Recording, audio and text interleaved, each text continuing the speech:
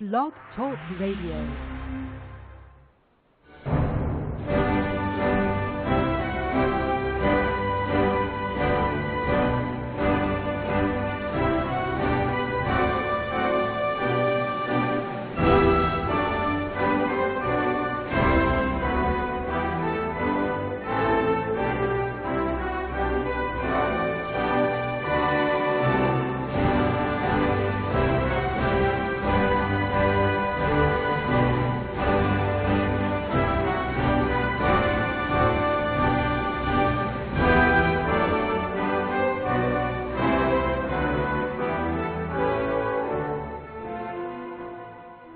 Boa noite, meus amigos. Estamos aqui de volta, como sempre, começando o nosso programa, invocando a Santíssima Virgem Maria, o Santo Padre Pio de Pietrelcina, para que roguem a Deus que nenhuma injustiça se cometa nesse programa.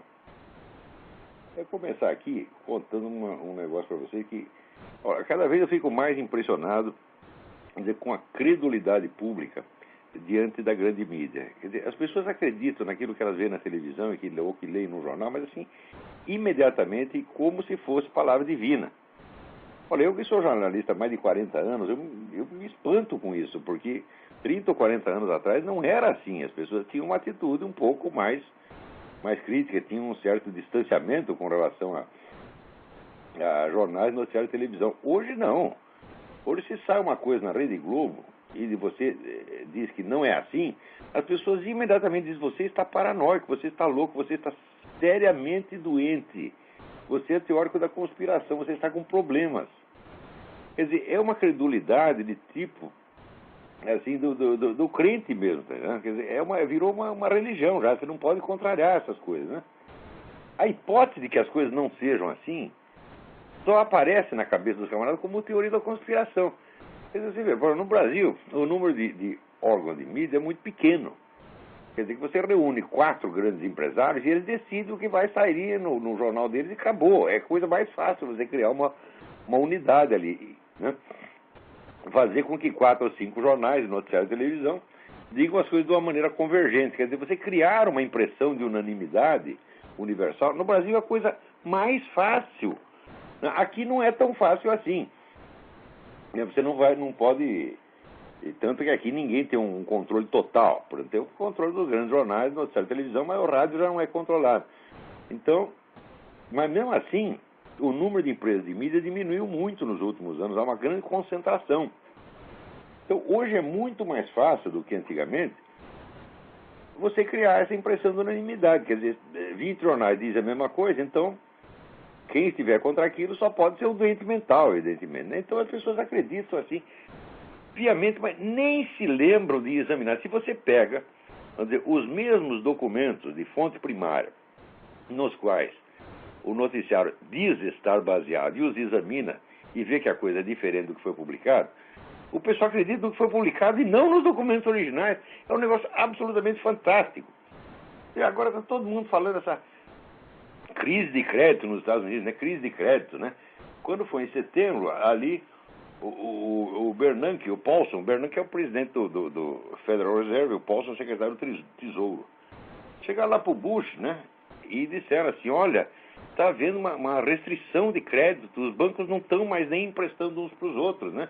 E as empresas estão pedindo crédito e não tem, coitadinha, está vendo a crise de crédito, não tem mais crédito na praça, né? E daí o Bush imediatamente lá assina, né? Um monte de papel, solta dinheiro para o banco, solta 700 bilhões de dólares. Depois foi crescendo, chegou nos trilhões de dólares, já está nos trilhões de dólares, tudo dando dinheiro para banqueiro. Quer dizer, 300 milhões de americanos trouxa, tudo trabalhando para dar dinheiro para o banqueiro, né? E ninguém se lembra peraí, vamos examinar para ver se está tendo mesmo esse problema da crise de crédito. Porque pode ser que às vezes uma empresa não conseguiu crédito, ou um banco não conseguiu crédito com o outro, mas não quer dizer que haja uma crise de crédito, né, no sentido geral da coisa, né? O primeiro sujeito que decidiu examinar é o sujeito da consultoria Celent, que é o Otávio Marenzi, né? O Otávio Marenzi é um economista conhecido no mundo inteiro, né? É frequentemente citado como fonte ali pelo Economist, pelo Financial Times, pelo Wall Street Journal, né? E antes dele fundar essa firma de consultoria Celent, ele foi chefe da tecnologia de informação do Union Bank de Zurique, tá certo? Quer dizer, eu não sei de que não nasceu ontem. Esse aí, né, ouviu todo esse falatório e disse, espera aí, deixa eu ver da onde que o Paulson e o Bernanke estão tirando essas coisas. Então ele pegou, foi lá ver as estatísticas de crédito no Federal Reserve e na Secretaria do Tesouro. E, para grande espanto dele, ele viu que, em vez de estar havendo uma restrição de crédito, ao contrário, o crédito na praça estava aumentando de maneira assombrosa. Então, eu estou vendo aqui a tabela, infelizmente não posso mostrar para vocês, mas se vocês forem até o site www.celent.com, eu vou dar por extenso aqui. Não é muito comprido. Só vocês vão lá no www.celent.com e lá vocês procuram o negócio, né? Credit Crisis, né? E vocês vão ver lá a tabela, que é a tabela da própria Secretaria do Tesouro e do próprio Federal Reserve, né? Então, o que aparece lá é o seguinte, que o crédito existente na praça, tanto crédito para empresas como crédito interbancos, ele, em vez de diminuir no período que estava lá os dois avisando com maior alarmismo, ele aumentou 74% em apenas 84 dias, sendo que 15% só no auge da chamada crise. Quer dizer, normalmente isso levaria uma década, pelo menos, para acontecer. E daí, em 84 dias, o crédito aumenta 74% e o pessoal fica dizendo, tá acabando o crédito, não tem crédito na praça. É claro que é mentira, gente, é mentira. Desde o início eu falei, essa crise é fake, isso não existe. Porque a gente está vendo aqui a vida no dia a dia. O americano está vendo que os preços não estão sendo alterados grande coisa. A gente acompanha aqui no banco mesmo, onde a gente tem conta, a gente vê que lá está tudo normal, passa nos outros bancos também está tudo normal, né? Então está vendo alguma coisa, porra. É certo? Pera, eu estou explicando. Bom, eu vou atender depois. Alô, quem é? Luiz está falando? Luiz, tudo bem? Tudo bem? Rapidinho. Você estava falando de um um economista que faz prognóstico. Você estava falando numa gravação sobre a astrologia. Você falou o nome dele, de um economista. Você poderia repetir? Peraí. Trata dos prognósticos sobre a crise atual ou é algo que tem relação a ver com a astrologia? Porque eu mencionar dois economistas não tem nada a ver com a história. É o Bernard James, que era famoso analista econômico. Você falou que é o melhor prognóstico. Faz prognóstico econômico nos Estados Unidos. Por coincidência, eu estou falando de uma firma chamada Celent, né? O cara que não tem nada a ver com a Celent se chama Celenti. C-E-L-E-N-T-I. Isso. Agora, hoje eu estou falando de uma firma que chama Celent. Que não tem nada a ver com o Celent. O Celent é um grande analista. Como é que o prognosticador tem acertado há mais de 20 anos. Então convém olhar lá. Agora você me pegou aqui de surpresa, eu não lembro mais o nome do site do cara. Né?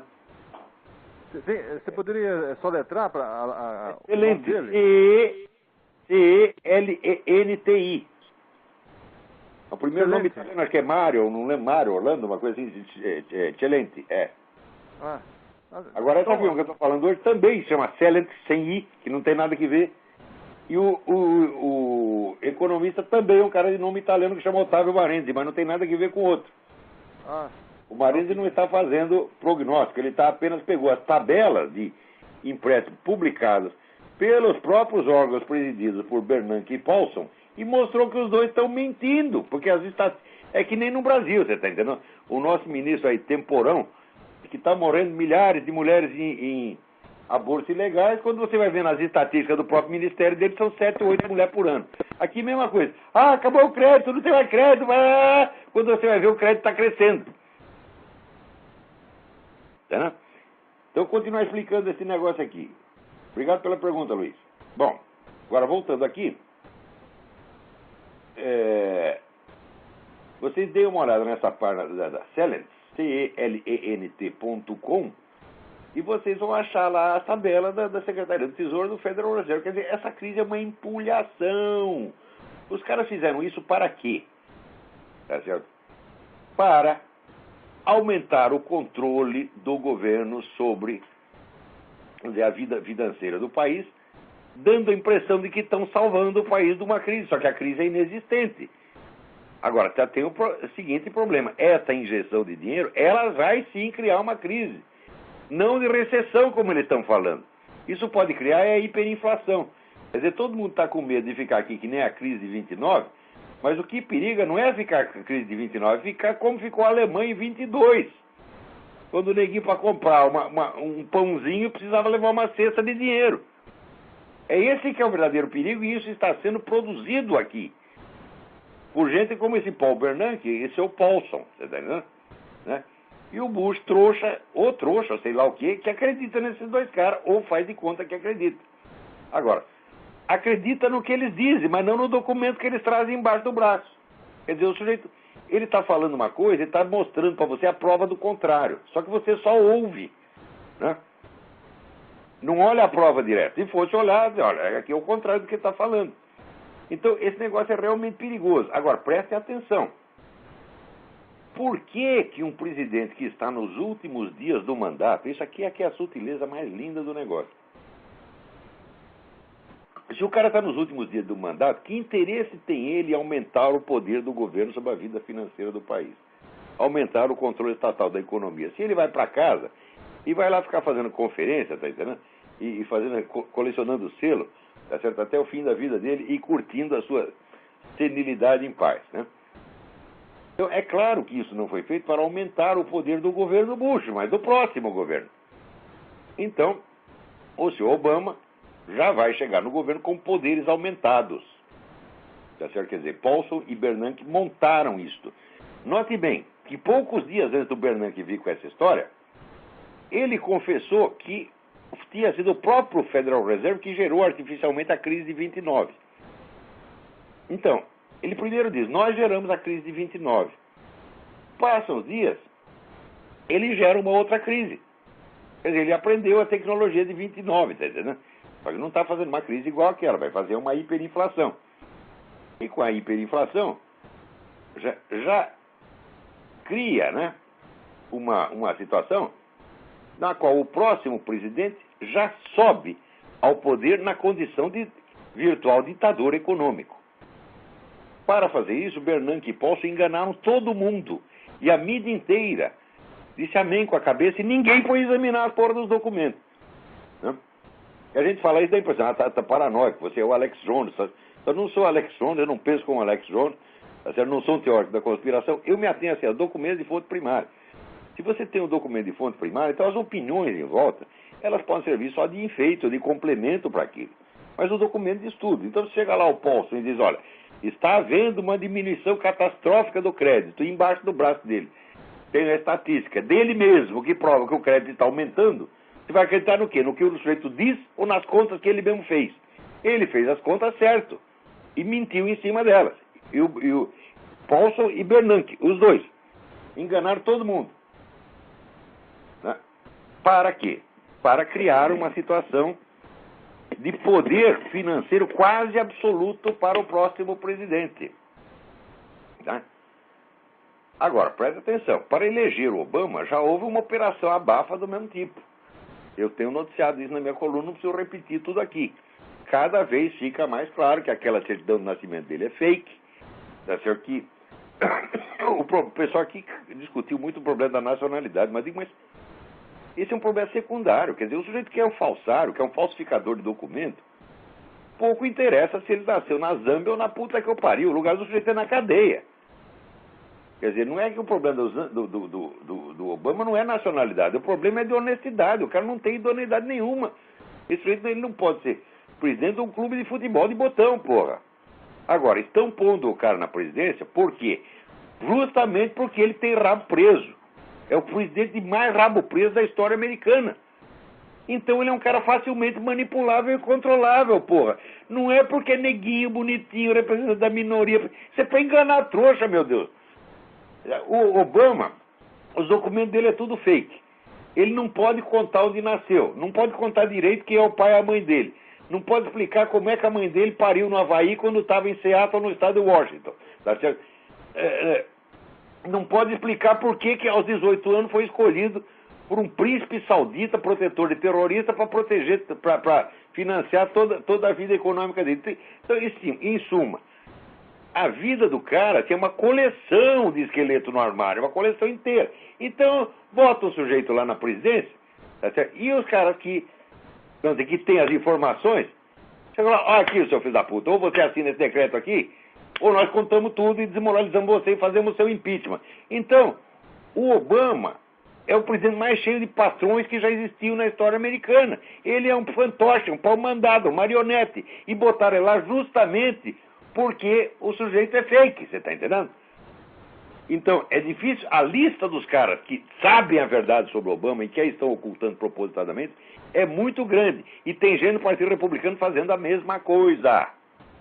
E não é um nem dois, não. Acredito que o próprio John McCain pode ser um dos patrões do Obama. Por quê? Porque ele escondeu o que sabia do Obama. Tá certo? Então, o que está acontecendo aqui é uma coisa muito feia. Isso aqui está se brasilianizando. Quer dizer, aquilo que eu vi acontecer no caso do Foro de São Paulo, no Brasil, eu vi acontecer aqui muito maior. Só que aqui, no Brasil, enganou todo mundo. No começo só tinha um maluco que dizia que não era assim, que era eu. Anos depois, o Reinaldo Azevedo se tocou do negócio, o Diogo Mainardi se tocou, começaram a falar também do negócio. Mas durante anos fiquei eu sozinho na jogada, eu e a Graça Salgueiro, que é uma pessoa desconhecida lá do Recife, tá entendendo? Que também todo mundo diz, essa mulher é maluca, é paranoica, é teórica da conspiração. Né? E também, depois o Heitor de Paula também começou a falar isso. Então, primeiro fui eu, a Graça e o Heitor de Paula, foi o primeiro falando isso. E o Alejandro Penha Esclusa, que vinha da Venezuela com informação nova, né, de fonte direta, e confirmava tudo aquilo que ele estava falando do Foro de São Paulo. Então, oficialmente, para a mídia brasileira não existia. Até aqui o pessoal do Council of Foreign Relations, o CFR, né, dizia, não existe Foro de São Paulo nenhum, isso aí é um jornalista lá do Rio de Janeiro que inventou. Só que depois se comprovou, quem estava dizendo a verdade é esse que vos fala. Né? E toda essa gente respeitabilíssima, isso é tudo um bando. Metade é mentirosa e a outra metade é ignorante. E aqui no caso do Obama é a mesma coisa. Olha, se vocês lerem, vocês peguem lá o relatório do Ron Polaric, né? Põe no Google, Ron Polaric, P-O-L-A-R-I-K. É um pseudônimo de um sujeito que é um estudioso de computação gráfica. O cara examina a certidão de nascimento do Obama e num relatório de 200 páginas. Ele prova por A mais B, fala, é impossível que esta certification seja autêntica. Impossível.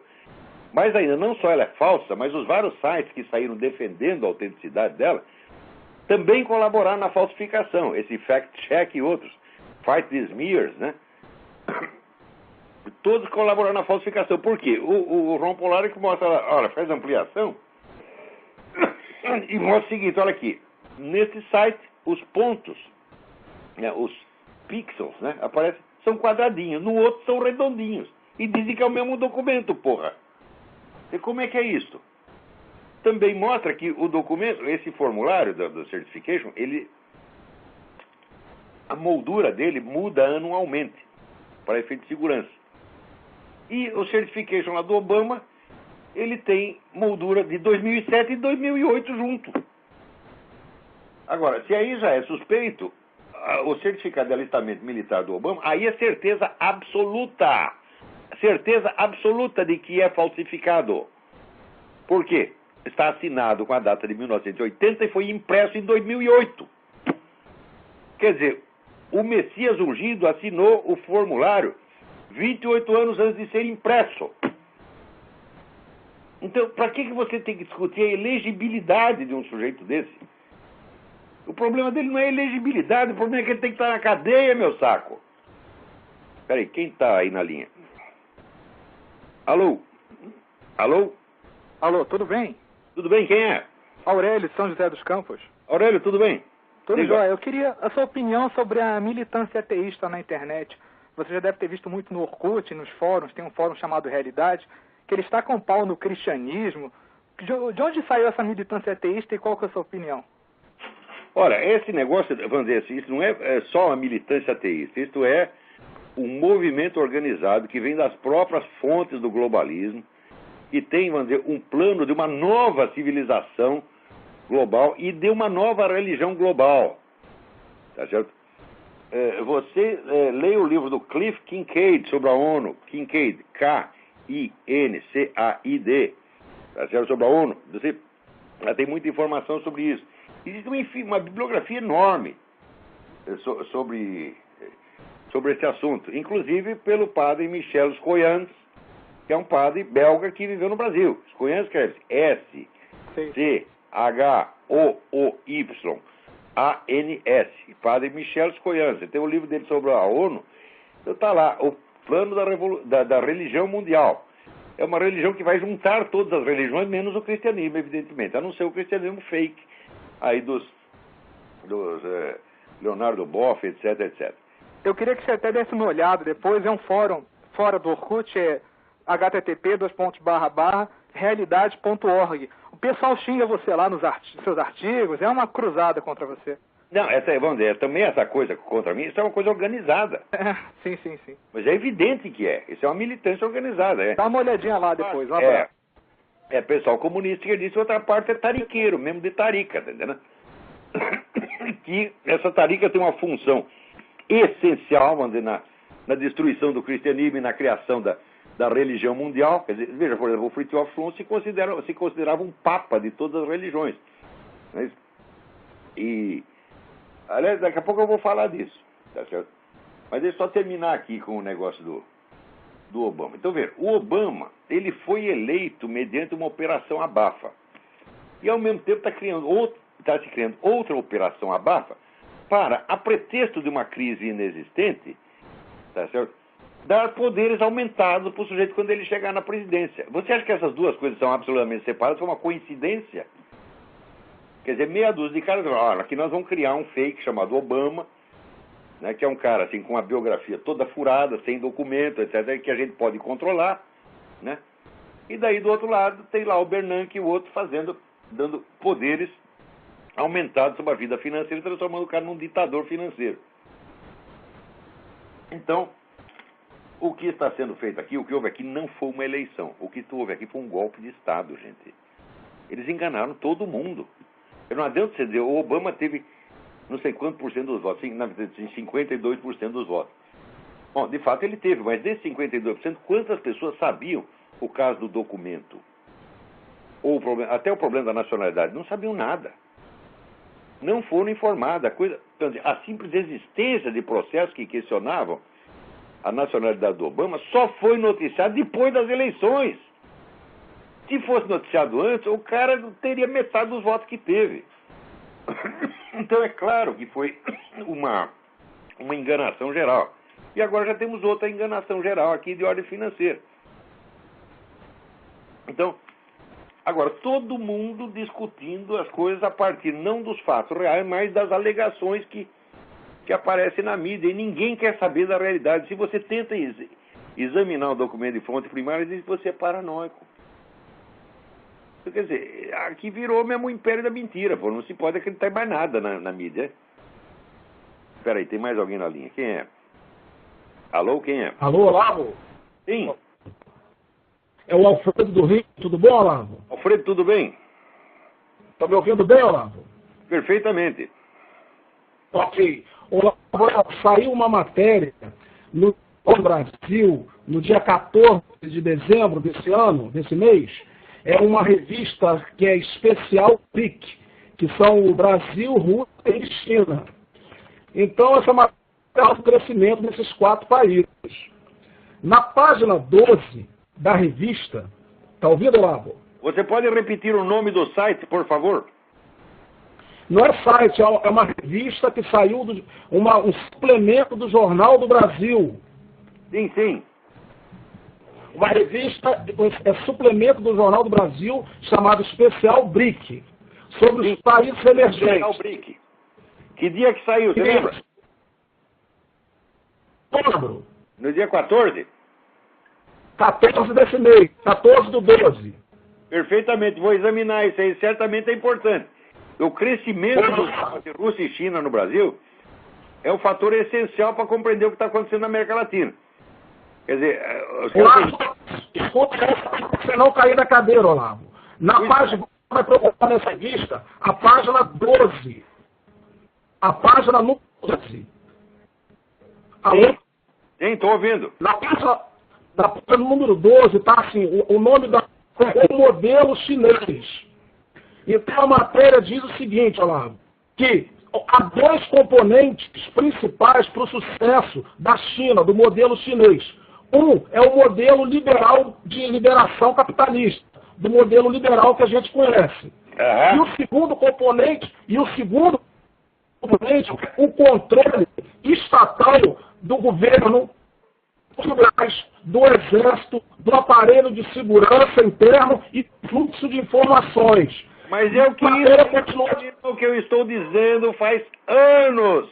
O que está sendo implantado é um modelo chinês mesmo. Você libera a economia para poder manter a máquina funcionando. E ao mesmo tempo você constrói um sistema de controle estatal sobre a sociedade, sobre a economia, sobre a vida privada, que é igualzinho ao comunismo. Então, é assim, é uma economia capitalista e em cima uma estrutura comunista de dominação. Exatamente. Olavo, você agora vai cair da cabeça. A matéria conclui dizendo o seguinte, o jornalista, né, que fez a matéria, não há dúvida de como funciona na China e pode funcionar também em outros países. Alô? Alô, eu não peguei essa última frase. Você pode repeti-la, por favor? Vou repetir. O final da matéria diz o seguinte, que não há dúvida de que o modelo funcionou na China e pode funcionar também em outros países. Mas exatamente, mas eles estão fazendo o mesmo sistema aqui nos Estados Unidos. Você está entendendo? Quer dizer, então aquele negócio da queda da União Soviética, cada vez se confirma mais aquilo que disse o Anatoly Golitsyn. Os caras derrubaram a estrutura da União Soviética para poder ampliar o alcance do movimento comunista mundial, ao mesmo tempo em que mudavam totalmente a estratégia. Ou seja, dissolviam a estrutura hierárquica do partido e criavam a estrutura flexível em redes. Segundo, paravam de lutar pela socialização dos meios de produção e começavam a lutar pela dominação política imediata. Ou seja, primeiro controlar a situação política, depois, mais tarde, pensaremos o que fazer na economia. Mas, enquanto isso, temos que continuar funcionando com a economia liberal. Foi exatamente o que nos anos 80 é o que os caras estão fazendo no Brasil, nos Estados Unidos, na Argentina, na Venezuela, na casa do caralho. Tá entendendo? Eu quero que você leia a matéria, Olavo, porque o que está me preocupando é o seguinte. Eu tenho a impressão, segundo a minha versão da matéria, é de que a matéria, a revista, ou seja, o jornal, está defendendo a implantação do modelo chinês. O Jornal do Brasil... A mídia brasileira está empenhada nisso. Toda a mídia brasileira, sem exceção, está empenhada nisso. E não há nenhuma transparência. É tudo feito na base da Operação Abafa. Ninguém a revista eu vou mandar para você. Então, isso aí é como se fosse dizer, é uma operação abafa de ordem mundial. O mundo está fazendo uma transição, né? Você lembra no filme Excalibur, que tinha o negócio do dragão, que era o sujeito esperava a hora do lusco-fusco e daí convocava o dragão e o dragão mudava toda a ordem das coisas, né? Então, primeiro tem que esperar o lusco-fusco, esperar as pessoas dormirem. Enquanto elas estão dormindo, estão preocupadas com uma coisa, aqui, por exemplo, temos que eleger o presidente negro. Eu digo, mas meu saco, o que importa o cara ser negro? Tá certo? O que importa é que ele é um pau mandado, ele é um marionete, ele é um cara inteiro, 100% controlado por Jorge Soros, por Rockefeller, por toda essa gente, Fundação Ford. Esses são os caras que controlam ele, porra. Olá, eu vou te desligar. Um abraço. Um abraço. Obrigado. E desculpa falar gritando, porque minha ligação da internet está muito ruim. Eu sei, mas deu para pegar essa informação. Obrigadão. Eu escaneio a matéria, digitalizo e envio para você. Eu vou ver se eu consigo fazer isso. Obrigado. Faça isso. Agora, Estava falando aqui, né, do pessoal que fica fazendo essa campanha contra mim. Você tem vários sites no Orkut, são alguns milhares de pessoas que estão em permanente intercomunicação, empenhados em criticar qualquer coisa que eu diga ou faça. Quer dizer, eu nunca fiz nada de certo, né? Eles ficam... E quando eu tento explicar que estou certo, eles ficam indignados. Eles sempre acham que ele está certo. Eu digo, mas meu filho, você ter uma opinião é você achar que a sua opinião está certa. Se eu achasse que a minha opinião está errada, eu teria outra opinião. Me parece também que você é assim. Agora, eu não posso. Eu tenho que achar que eu estou errado. Tá certo? E tem lá milhares de negros dizendo, olha só, ele acha que está certo, ele está certo. Agora, se for só questão de opinião, também, mas os caras falam de tudo, falam da minha família, falam...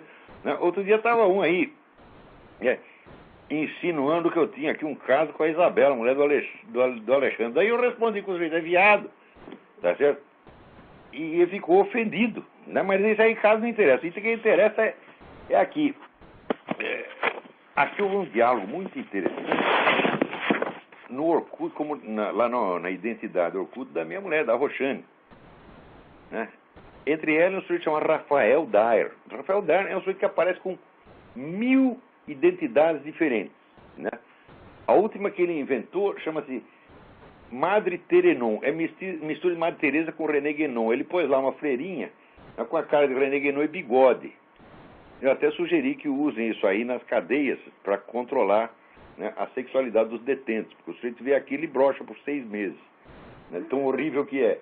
Tá certo? Então, olha, eu vou dar essa sugestão para, né, o Ministério da Justiça. Espalhe isso aí nas cadeias e você diminuirá o número de estupros, né? Também a angústia dos detentos, coitados, eles ficam lá de pau duro o dia inteiro. Tá? Mostra aquilo lá, Madre Terenon, pronto, você vai pensar em outra coisa por 6 meses. Então, mas esse é um dos inúmeros fakes. Quer dizer, o sujeito tem 1000 caras. Está o Rafael Dyer, D-A-H-E-R. Tá certo? E começamos ali, ela começou com uma conversa, né, dizendo que fez uma votação lá com o René Guénon, né? A pessoa de Deus ia enviar um mensageiro com o nome de macaco renascido, né? Porque René Guénon é um tipo babuíno, né? Lá Guénon, em francês, né? Então, o nome do sujeito é ridículo. Agora, eu gostaria que os discípulos do René Guénon, esse pessoal dos estudos tradicionais, entre aspas, eles adoram o simbolismo dos nomes. Eles veem nome de tudo, né? O nome da cidade onde nasceu René Guénon, o nome da avó, da tia. Tudo tem um significado simbólico. Eles investigam o significado simbólico de todos os nomes. Menos um, René Guénon. Porque daí você vai ver que é macaco e daí pega mal. Tá certo? Daí começou com a conversa a respeito disso, né? E de vez em quando a Roxane vinha me dizer assim, o Rafael Dyer falou tal coisa assim, o que você acha? E daí eu resumia ali uma resposta e ela passava lá pro cara, né? E... Bom, o que interessa é o seguinte, o cara diz que é cristão ortodoxo, né? Só que daí ele veio com a conversa assim. É claro que como cristão considera o cristianismo uma tradição, mas é claro que uma tradição de certa forma inferior. Isso aí ele leu no René Guénon. O cristianismo, segundo ele, é uma tradição inferior porque não tem a parte metafísica referente à teoria do não ser, que para mim é uma pataquada, né? E o que importa mesmo são os caras que alcançam a realização metafísica. Através das iniciações do René Guénon, você alcança a realização metafísica, tá certo? Pela qual você transcende o estágio de salvação da alma. Quer dizer, além da salvação, você se transforma, tá certo? Na própria identidade divina. Eu acho isso uma coisa maravilhosa, né? Quer dizer que ali está cheio de deuses. Cada um daqueles virou, né, a própria identidade divina. Agora, você passou do estágio do mero logos divino, porque no cristianismo só tem isso, coitado. Só tem Deus Pai e tem o logos. Não tem a própria identidade divina interior, da qual essa gente, Guénon e outros, sabem tudo. E nós não sabemos nada, né? O próprio Cristo diz que ele tem umas coisas que ele ignora. Até a data do fim do mundo, pergunta para o Cristo, ele diz que ele ignora, mas alguém não sabe. Tem lá umas contas que ele dá em 2032.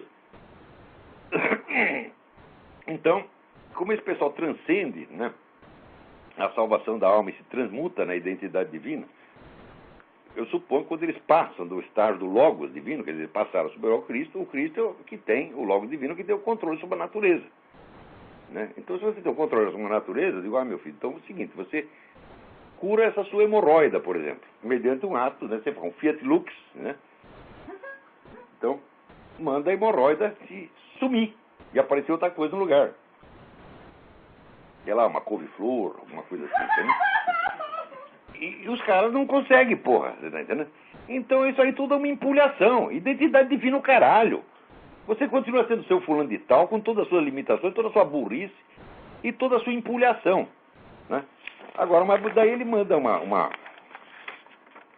uma mensagem aqui dizendo que, olha aqui, o Jivan Mukta, ainda que vivo em um corpo, não percebe mais o universo material com a limitação e expansão de Maya. Quer dizer, ele transcendeu o véu de Maya e ele percebe tudo exatamente como Deus percebe, tá certo? Quer dizer, ou seja, ele já não age mais segundo os instintos, mas sim num movimento cósmico, né?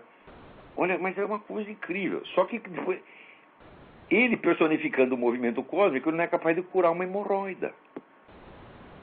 Não é isso? Então, eu disse, embora o Jivan Mukta, embora já veja o universo como Brahma, ele ainda precisa cumprir aquilo que foi adquirido pela vontade de desfrutar. Então peraí. Se se trata apenas de ver a coisa de um certo modo, não há diferença entre isso e o conhecimento teórico. E se depois disso ainda você tem que incorporar a coisa na realidade, então não foi realização metafísica merda nenhuma. Então você diz, você já tem a identidade suprema, significa o seguinte, você acha que vê as coisas como Deus, mas você ainda continua agindo como o idiota que você era antes. Quer dizer, você está livre dos instintos, mas ainda tem de realizar a identidade divina. Eu digo, mas que merda é essa, porra? É claro que isso não existe. Não existe. Ninguém jamais alcançou esse estado, nem jamais alcançará. Tá certo? O que você pode alcançar, o estado de sabedoria, no qual de vez em quando você recebe um reflexo da sabedoria divina, e olhe lá. Tá certo? Agora, mesmo tendo alcançado aí, você ainda pode ir para o inferno. Você ainda está em risco, você ainda está na incerteza como qualquer ser humano. Tá certo? Bom, então eu estava conversando isso e o cara, como ele disse a história que o cristianismo é uma tradição inferior, eu digo, peraí. Então,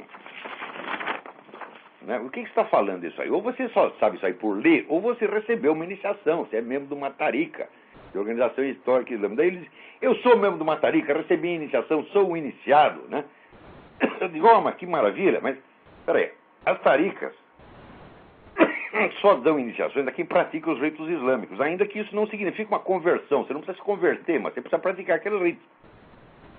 E durante o tempo que você pratica aqueles ritos, você vai ficar longe de qualquer outra religião durante aquele período. Pelo menos o período para você receber a iniciação. Se você ainda está na tarica, você está fazendo práticas muçulmanas. Você não é um cristão ortodoxo. Tá certo? E daí eles sim são membros da tarica. Então, olha aqui. Rafael Daher consta para todo mundo como um cristão ortodoxo, mas está lá em segredo, dentro de uma tarica, praticando ritos islâmicos. Tá certo? Então, eu mandei o seguinte recado para ele. Então você está confessando que é muçulmano em segredo e que você é ortodoxo de fachada. Porque se você saísse da tarica, diz, não, saí, rompi com aquilo, não tem mais nada, sou cristão ortodoxo. Tá certo? É um direito que você tem. Dizer, faz uma experiência, você vai na busca do conhecimento, você passa por como eu mesmo passei, pois você sabe que não tem mais nada a ver com isso, tá entendendo? Não me converti oficialmente ao Islã, pratiquei o rito e saí e agora sou cristão. Né? Agora, isso não foi isso que o Rafael Daher fez, ele está lá na tarica e ao mesmo tempo posa publicamente como cristão ortodoxo. Tá certo? Então, aqui o que eu disse. Então você está confessando que é muçulmano em segredo e que é ortodoxo só de fachada. Exatamente como outros tantos que eu conheci nos meios guenonianos, cada um se achando infinitamente superior aos crentes exotéricos, no instante mesmo que danava a sua alma. Daí respondi ele, eu não estou confessando nada, e cada um tira suas próprias conclusões. Não devo nada a ninguém, nem a coisa, nenhuma causa, exceto a meus pais espirituais. Pais espirituais, evidentemente, o homem da tarica que lhe deu a iniciação. Aí respondo eu. Daí ele tinha mencionado 2 bispos ortodoxos que pertencem à tarica. Daí eu disse, eu sei perfeitamente quem são e conheço muito mais de 2. Por isso mesmo aviso àqueles que deixaram a igreja católica para entrar na ortodoxa. Vocês estão sendo enganados. Suas igrejas são fachadas de taricas. Vocês são inocentes úteis e seus bispos são agentes do Islã. Você deu com a língua nos dentes, desgraçado. Mostrou que é um bispo de língua dupla exatamente como seus pais espirituais. Era só isso que eu queria que você fizesse. Não adianta apagar os posts, porque já temos o print screen de tudo. Muito obrigado pela colaboração. Nossa conversa está encerrada. Então, esse fenômeno eu observo há mais de 20 anos. Quer dizer, esse pessoal islâmico, taricas, que ou montam igrejas ortodoxas, totalmente fake, tá certo? Como montaram em Portugal. Portugal tem igreja ortodoxa portuguesa, totalmente fake. Ou se infiltram numa igreja ortodoxa, né? E estão lá, através da igreja ortodoxa, puxando os caras para tarica. Então eles chegam para o católico e dizem: olha aqui, a sua tradução é muito boa, mas ela está incompleta, porque falta a parte superior metafísica. Vocês não têm a realização metafísica, vocês só têm a salvação da alma, coitadinhos. Vocês são uns vulgares exotéricos. Agora vem para cá que você vai ter um treco melhor do que a salvação da alma, você vai ter a realização metafísica, né? E o idiota vai, larga a igreja católica e vai para o ortodoxo sem saber que está entrando numa tarica. Então isso é uma empulhação, e o simples fato dos caras fazerem isso já mostra que essa gente é bosta humana, bosta falante. Então todos esses caras são agentes do diabo, vivem na falsidade, vivem na língua dupla. Tá certo? Eu não estou negando a imensa quantidade de conhecimento ao que se pode adquirir, lendo René Guénon, João, etc, etc. Mas a operação inteira é de uma falsidade, é de uma empulhação verdadeiramente demoníaca. Né? Agora chega lá, Rafael Daher é um desses, ele é uma vítima disso aí mesmo. Agora chega lá, meus pais espirituais. Meu filho, seus pais espirituais não valem nada. Tá certo? Eu sei o que é esse ambiente dessa tarica. Eu sei como é que termina, o que se passava na tarica do som, que é uma vergonha, uma vergonha. Tá certo? Que era assim, era um negocinho. Qualquer pessoa que eles ficavam com medo, eles faziam um assédio judicial. Fizeram em cima de mim, porra. Claro que eu me livrei, não sei que os caras eram uns palhaços, mas me deu trabalho. Tá certo? Então nós estamos lidando assim, sabe, com vigarista, gente que faz a coisa tudo escondida, tudo segredo. Né? Agora, acabou de ter essa conversa, imediatamente o Rafael Daher passa lá uma mensagem para seu Uriel, seu André Luiz, seu Alfredo, seu Caio Rossi, seu Juliano. Não postem mais nada aqui antes de ler o que escrevi na nossa comunidade Darshana. Darshana é uma comunidade secreta. Ninguém pode entrar, só eles. Então está de novo confirmando.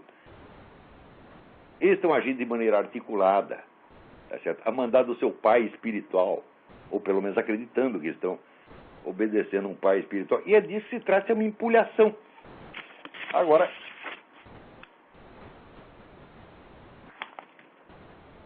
daí eu passei outras mensagens para eles dizendo o seguinte: vou fazer o possível para continuar falando sério depois de ter visto essa sua identidade transexual, que é Madre Terenon, já por ser altamente reveladora do seu imaginário espiritual. É verdade que a Igreja Católica está infiltrada. Por exemplo, eu mesmo testemunhei pessoalmente membros do Matarica infiltrarem-se na igreja para gerar discórdia. Eu estou falando aqui do seu Rama Coomaraswamy, que escreveu o livro The Destruction of the Christian Tradition. Quer dizer, ele dá a impressão que está defendendo a igreja tradicional, mas ele está trabalhando para uma tarica. Quer dizer, você pensa que seguindo o cara você vai para a igreja tradicional? Não, você está indo para uma tarica, você está se colocando sob as ordens de um sheik e não sabe. Mais tarde, quando você fica sabendo, daí é tarde, daí você vai até aceitar a coisa. Né? Quer dizer, já encontrei, então, membros do Matarica infiltrados na Igreja Católica para gerar discórdia. Como também o fazem os comunistas. O que você não encontrará é um católico se fazendo de muçulmano para enganar os crentes muçulmanos. Quer dizer, o contrário. Então vocês se infiltram na Igreja Católica. A Igreja Católica não faz infiltração, não. Essa é a diferença essencial. Ser infiltrado não é o pecado é infiltrar-se na religião dos outros. As igrejas católicas que estão infiltradas por comunistas ou muçulmanos devem ser denunciadas, e o são. Já o que você faz, e o que os seus pais espirituais fazem, né, é que em vez de você denunciar os seus pais espirituais como agentes islâmicos infiltrados, você os segue como um cordeirinho. Ó, eu não beijo a mão de cardeal comunista, eu cuspo nelas. Tá certo? Muito menos vou chamar de pai espiritual gente como essa. Agora, tu tá lá, seguindo um muçulmano que te manda se fazer de ortodoxo, e você chama isso de pai espiritual. Quer dizer, o nego está te mandando viver na mentira, mandando te viver na duplicidade, exatamente como o comunista, que tem um pacto secreto lá com os comunistas e para fora você tem outra conversa. Quer dizer, o mestre espiritual que manda você fazer isso está te pondo no inferno, rapaz, te prometendo a realização metafísica quando tu não vai ter nem a salvação. Porque se você vai ter a realização metafísica, meu filho, significa que você nem passa pelo juízo final. Você não vai ser julgado no juízo final, você já vai direto para a posição de juiz. Você não é o próprio olho de Deus? Né? Só que isso que os caras estão te prometendo, isso é empulhação. Deus é um só, meu filho. Você não vai se transformar nele, não. Né? Daí ele também tem uma frase assim, e é melhor ser agente do Islão do que agente de Sião. Daí eu respondo para ele, olha, eu me sinto muito honrado de ser chamado de agente de Sião, porque eu sou espiritualmente judeu como todo seguidor de Jesus Cristo. E considero que qualquer ofensa feita ao povo de Israel é feita a mim pessoalmente. Vá pregar antes de ser metido na puta que o pariu. É isso aí, mensagem para todos esses iniciados. Vão tudo tomar nos seus cus espirituais, vão tomar no terceiro olho. E manda os seus pais espirituais junto também. Tá entendendo? Daí, aqui, uma terceira diferença é que você, Rafael Der, diz que não tem satisfação de prestar ninguém a não ser os seus pais espirituais. Na Igreja Católica, nenhum bispo ou cardeal tem autoridade para dispensar você das obrigações morais para com a humanidade inteira. Nenhum deles o dispensará de dar satisfações ao mais humilde e fiel contra o qual você peque. O próprio Cristo não aceita pedidos de perdão em separado. Se você ofendeu uma pessoa, né, cometeu um pecado contra uma pessoa e vai lá pedir perdão para o Cristo, ele diz, primeiro você vai pedir perdão ao ofendido, depois você volta aqui. Agora, a compromisso moral desse cara é só dou satisfações ao meu pai espiritual, lá no segredo da tarica. O que eu faço não pode ser julgado por ninguém. Como não pode ser julgado, desgraçado? Você já está julgado e condenado, porra. Né? Então, os seus pais espirituais, né, Jesus manda pedir primeiro perdão à pessoa do ofendido para depois falar com ele. Os seus pais espirituais, ao contrário, o autorizam a ter língua dupla, enganando todo mundo em volta, desde que permaneça fiel a eles. Eu sei, porque na tarica do som era a mesma coisa. Você pode enganar todo mundo, você só tem que obedecer ao sheik. Se você não é capaz de enxergar nisso a presença inequívoca do diabo, é porque você é espiritualmente cego, como todos os tariqueiros, sem exceção. Né? Esse gosto que vocês têm, você e os outros da sua comunidade, têm pela multiplicidade de pseudônimos, já revela tudo contra o seu caráter. Você jamais verá o Olavo de Carvalho se escondendo atrás de pseudônimos, porque o Olavo de Carvalho é um homem, não um delinquente juvenil como você.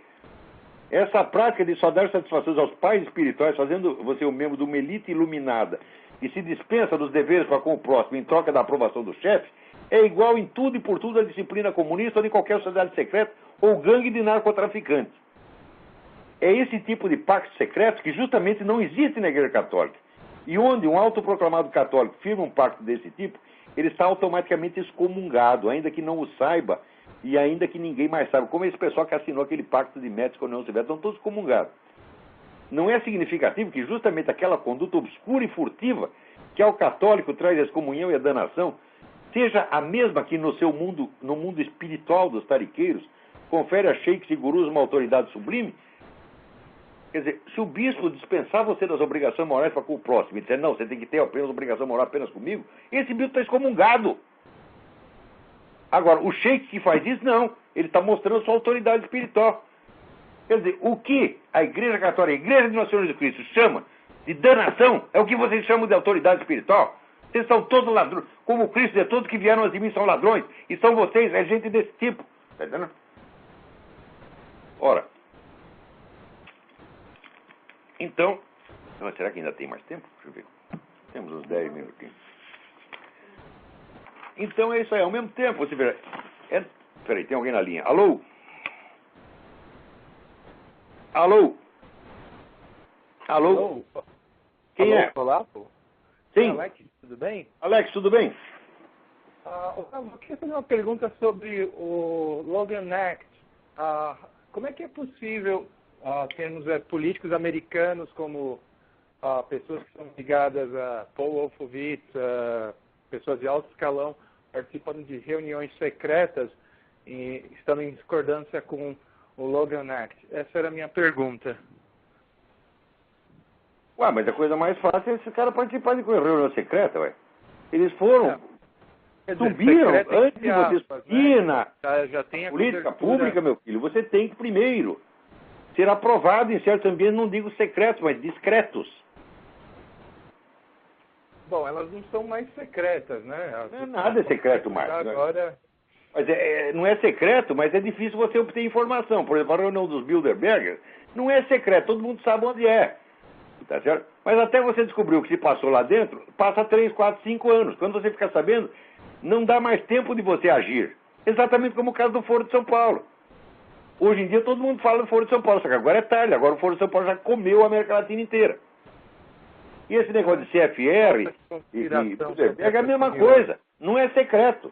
Não é uma conspiração secreta. É apenas uma coisa, vamos dizer que o próprio David Rockefeller, né, uma vez numa reunião dos Bilderberg, agradeceu aos representantes da imprensa a sua discrição. Se vocês não tivessem sido discretos nos últimos 20 anos, não teríamos podido crescer ao ponto que crescemos.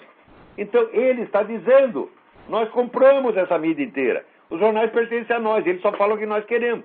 Nós mandamos esconder, eles esconderam. Mais dia, menos dia, a coisa se revela. Eles até contam, acabam contando. Com mais dia, menos dia, o próprio Obama acabará contando tudo a respeito da sua parte secreta da sua biografia, quando isso já não puder mais lhe trazer prejuízo político. Como o Lula hoje fala abertamente do Foro de São Paulo, porque agora isso não pode trazer mais dano político nenhum. Então esse Logan Act está sendo totalmente inválido, é isso?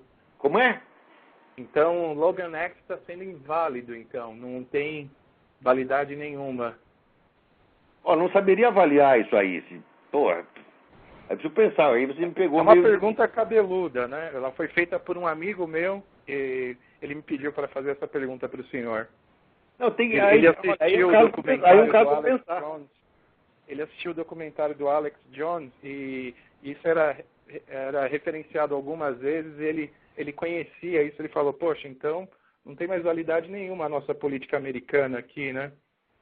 Não, olha, a estrutura de poder aqui, ela mudou muitíssimo nos últimos 10 anos. E o pessoal ainda pensa que está nos antigos Estados Unidos. Depois o pessoal diz, mas se esse negócio dos documentos do Obama fosse sério, o Partido Republicano teria denunciado. Falou, mas você não sabe o que é o Partido Republicano, porra. Quer dizer, o Partido Republicano está entre os patrões do Obama, meu Deus do céu. Eles não precisam eleger o candidato deles se eles têm controle sobre o candidato do outro partido. Claro que tem muita gente no Partido Republicano que sabe toda essa história do Obama, justamente por isso deixou ele subir lá. Então, olha, esse desgraçado vai subir lá, vai fazer o que a gente mandar, porque se ele não fizer, a gente acaba com a vida dele, denuncia o que sabe. Então, ele vai fazer a parte suja do serviço e é ele que vai sair manchado. Nós não vamos ter que assumir a responsabilidade. Por exemplo, este ano os Estados Unidos vão mandar no mínimo 30 mil soldados para o Afeganistão. Vão armar no Afeganistão uma situação pior do que tem no Iraque. Alguém vai ter que fazer isso.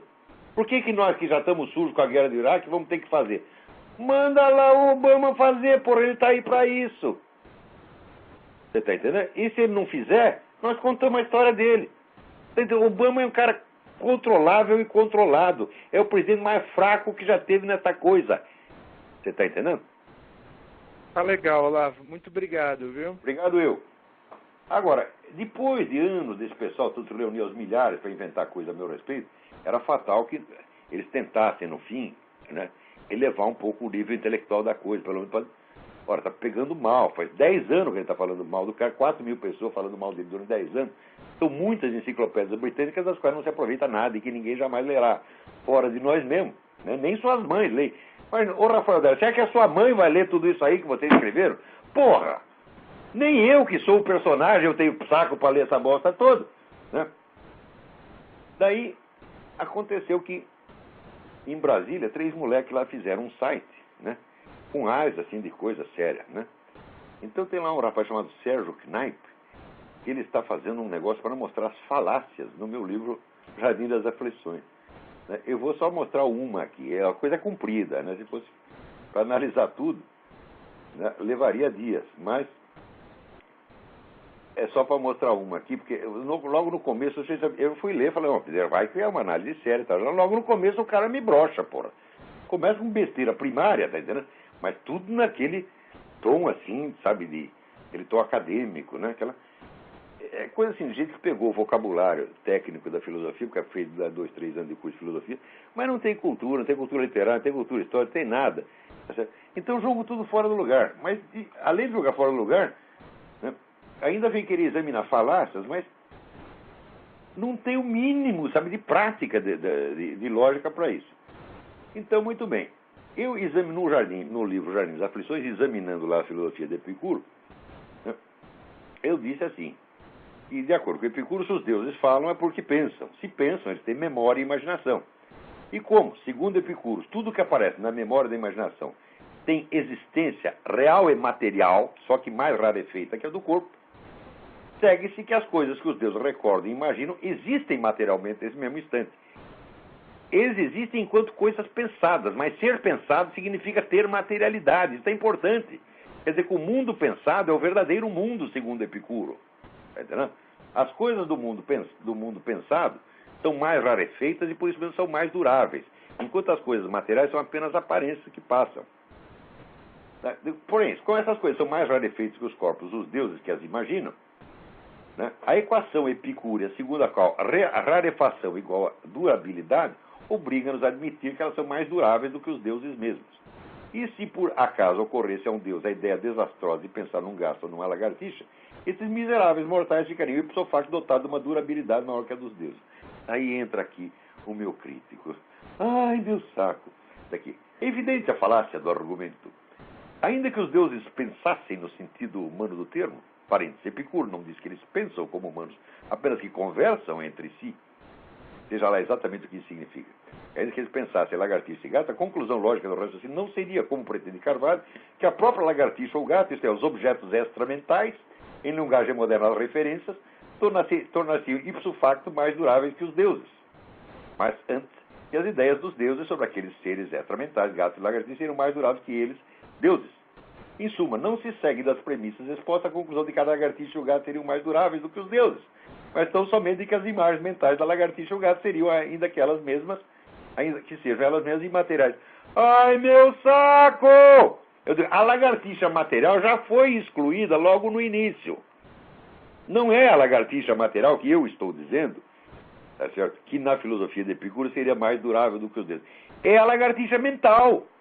Pois eu já estou dizendo, o mental, o pensado é mais durável e mais real do que o material. Então, quando eu digo que as lagartixas pensadas pelos deuses acabariam sendo mais duráveis do que eles próprios, o que é uma incoerência da filosofia de Epicuro, eu estou me referindo claramente à lagartixa mental, não à lagartixa material. Essa já ficou fora de páreo. Quer dizer, aprende a ler, moleque. Puta que pariu. Além disso, essa coisa, ele diz, Epicuro não diz que os deuses pensam. Ele diz apenas que eles conversam. Peraí, ele não diz que eles conversam, ele diz que eles passam as noites em colóquios filosóficos. Agora, como é possível fazer um colóquio filosófico sem pensar? Né? Nem Epicuro é idiota para pensar uma coisa dessa. Só você, Sérgio Kneipp.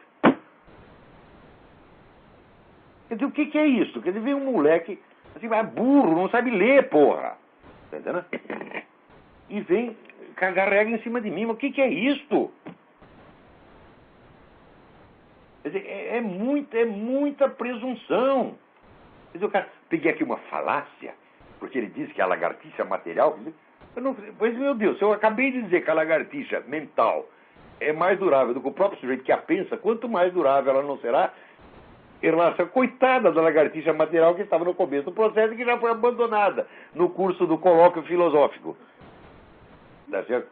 Então, você não sabe ler, você não entende, simplesmente não entende o que lê e fica achando que o errado sou eu. Então, moleque, olha, vai merda, pô. O site lá tem 3 carinhas, ficam reunindo, né? E discutindo o que nós podemos falar de mal do Olavo de Carvalho, né? E daí preenchem páginas e páginas e páginas e páginas e páginas, né? E inventa cada coisa, mas cada coisa assim, de uma burrice, né? E toda hora a palavra falácia. Puta merda, haja saco. Né? Daí aponta uma série de deficiências aqui do livro, né? Olha que a ausência de maior amarração conceitual e de definições ostensivas de termos centrais, como, por exemplo, consciência individual, verdade, espiritualismo, tradição. E olha aqui, você lê o livro, você vê o subtítulo do livro, Jardim das Aflições, ensaio sobre materialismo e religião civil. Sabe o que quer dizer ensaio? Ensaio é um gênero literário, meu filho. No ensaio você não está tentando provar nada, você está sugerindo, sem prejuízo de que você possa apresentar a prova em outros lugares. Então você não apresenta uma prova definitiva de nada. Você apresenta apenas indícios. Tá certo? Então o ensaio é o quê? Uma tentativa, uma sugestão. Agora, Se você procurar nas minhas aulas, você vai ver que isso aí está amplamente explicado. Né? Daí o cara inventa umas coisas aqui, quer ver? Um dos defeitos que ele falou: tensão na adoção de uma teoria das castas de inspiração tradicionalista e na rejeição simultânea de qualquer teoria histórica. Que porra é essa rejeição de qualquer teoria histórica? De onde você tirou isso aí? O que você quer dizer com essa porra? Né? Agora, no fim, ver aqui, ele me acusa de inventar homens de palha, quer dizer, atribuir argumentos e destruí-los. Mas olha aqui o que ele faz comigo. Né? Eles, segundo eu, diz ele, o erro e o pecado não são manifestações da liberdade, mas sinais de que ela existe. É evidente que esse pressuposto é incompatível com o liberalismo político em sentido mais forte. Com efeito, nessa ordem de ideias, ainda que se entenda por bem resguardar a esfera estritamente privada dos indivíduos, no qual eles poderão errar e pecar a salvo da vigilância direta da sociedade, resta patente que a exteriorização de comportamentos considerados imorais, segundo os parâmetros tradicionais, é potencialmente subversiva, pelo que, em tese, poderia ser alvo de proibição. Assim, por exemplo, o homossexualismo e o ateísmo, que poderiam ser tolerados na esfera rigorosamente privada dos indivíduos, não poderiam possivelmente ser socialmente tolerados como discurso político. Aí está o conservadorismo antiliberal de Olavo exposto ao sol, monismo de valores e desconfiança da excessiva liberdade individual, quando traduzido em comportamento de índole política reformista. Então, olha, em suma, ele está dizendo assim, que existe uma incompatibilidade, tá certo, entre uma moral religiosa, onde há princípios absolutos, e a democracia liberal. Tá certo? E que, nessa tensão, nessa coisa, eu já escolhi a autoridade do princípio absoluto e vou sufocar a liberdade, vou propor a proibição das condutas que eu não queira. Ou seja, ele está inventando tudo isso, eu nunca disse nada disso e não penso, e nem poderia pensar porque, olha aqui, ô idiota, moleque não conhece a realidade, moleque só conhece conceitos e doutrinas. Então você pega aqui, de um lado tem o tradicionalismo moral e do outro lado tem o liberalismo. Ah, eles são logicamente incompatíveis.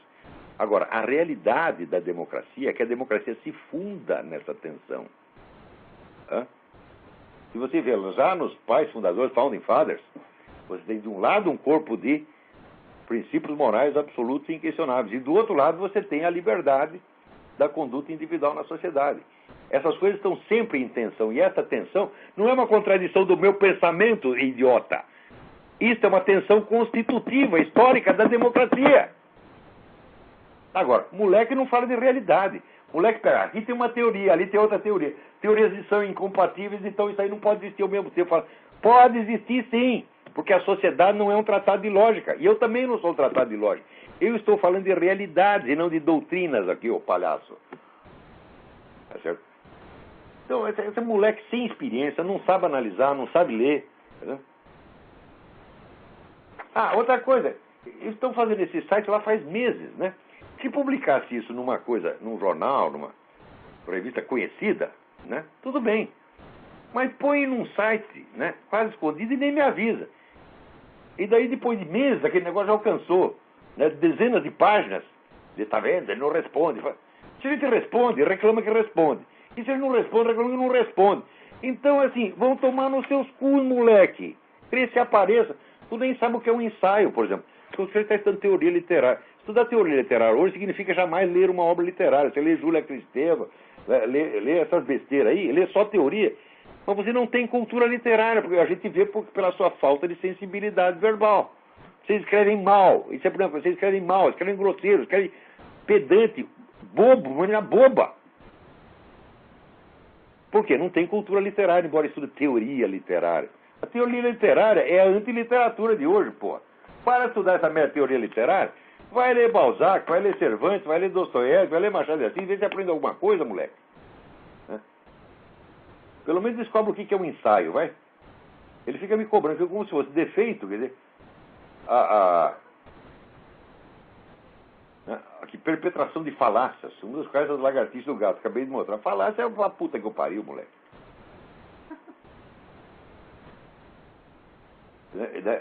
Amarração conceitual e definições ostensivas menos... escuta, meu filho. Um ensaio que vá definir totalmente os seus termos, todos os seus termos, não será mais um ensaio, será que ser um tratadístico. Você está acusando esse livro de não ser outros 10 livros. Todos esses pontos foram discutidos nas minhas aulas. Tá certo? E o livro chama-se ensaio por quê? Porque ele é apenas um mostruário.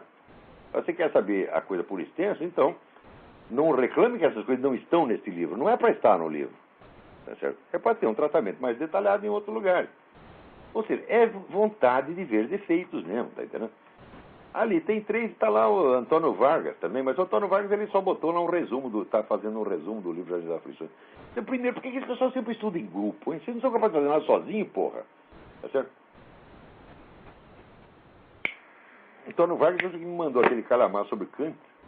Daí eu respondi, ele não gostou da resposta, mas disse que estava muito ocupado e que ia me mandar uma resposta. Daí ele se trancou em casa lá 6 meses, escreveu páginas e páginas sobre Kant e me mandou e quer que eu analise tudo aquilo. Fala, pô, quando eu tiver tempo eu vou fazer isso, meu filho. Eu estou mais ocupado em analisar o Kant e não o que Antônio Vargas disse sobre o Kant. Né? Então, por hoje é só. Tinha muito mais assunto, mas já acabou o nosso tempo. Até a semana que vem. Muito obrigado.